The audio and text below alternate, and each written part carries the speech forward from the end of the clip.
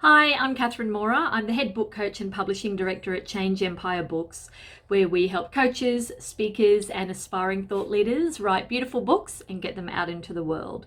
This is Cat's Book Chat, where every day I talk about book writing, publishing, promoting, and all of those exciting things.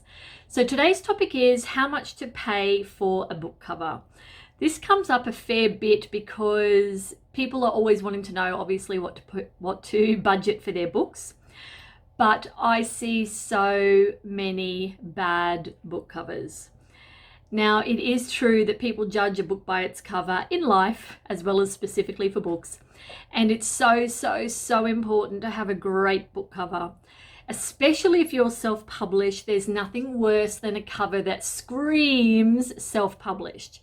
So unless you are actually a book cover designer or a graphic designer with a lot of experience, please do not do your own book cover. I can't stress enough how much of a bad idea that is.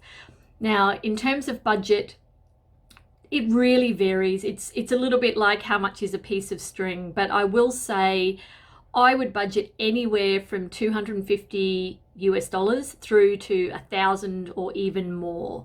So look, I budget 500 to 1,000 for a great book cover, and it's so important to use a great designer. If you look at half a dozen different book cover designers, you'll start to get an idea on how much they do vary. So sometimes even someone who is a dedicated book designer with their book cover designer, with their own website still has ugly book covers and very amateur kind of self-published looking book covers. Just because someone decides they're a good designer, it doesn't actually mean they're a good designer. So if you were to take some of these designs that you see on book cover designing websites or on freelance websites, if you took them to a bookshop and you stood there with these designs, on your phone, and you looked up at the top 5 publishing company books up on the top 10 sort of shelf, you will see a very big difference. You can really see the difference in quality, with the pictures that they use, with the fonts, with the colors, with the way that things are composed. It's completely different. And there's a good reason that great book cover designers can charge over $1,000, because it can make the difference between people thinking, wow, that looks amazing, or ish, that looks ordinary. And look, it really does vary. Sometimes you can just randomly get a bargain from someone with a great eye for design who might be trying to break into the industry. So do your shopping around. What other notes have I got here? Oh yeah.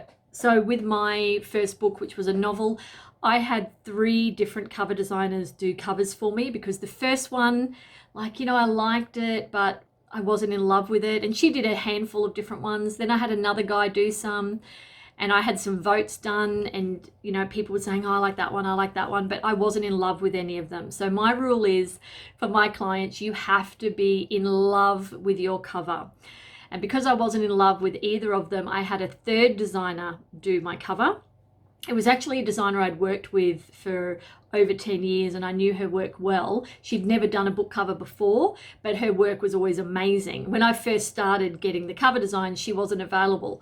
But after I had those 2 done, it so happened that she was available, and she did an amazing cover. And we still tweaked it. We still went through a number of different options, and I still tweaked it at the end. And then I had a Photoshop expert actually recolor a few things as well. So it was a bespoke cover. Actually, I'll just grab it. So, this is for women 18 to 35. So obviously you've got to have the appropriate kind of look and feel. It's a vector image and then a photo. Her hair's recolored, her lips are recolored, and I think her top, I can't quite remember. But she was originally in the middle, but a great book cover, one of the rules that people follow sometimes is the rule of thirds. So see how she's on the third instead of the middle? But yeah, little tweaks like that make a massive difference. But as a result, when I got into bookshops, it was always facing out because people loved the cover. Now that didn't cost me a huge amount of money, but that's because I knew the designer well and had worked with her. Sadly, she no longer does book covers or no longer does graphic design, but just to give you an idea of how important your book cover is, if you did get into bookshops, they're never going to put you into a bookshop if you have a really ugly cover, it has to fit in with all the other professional ones that are sort of the high-end publishing companies.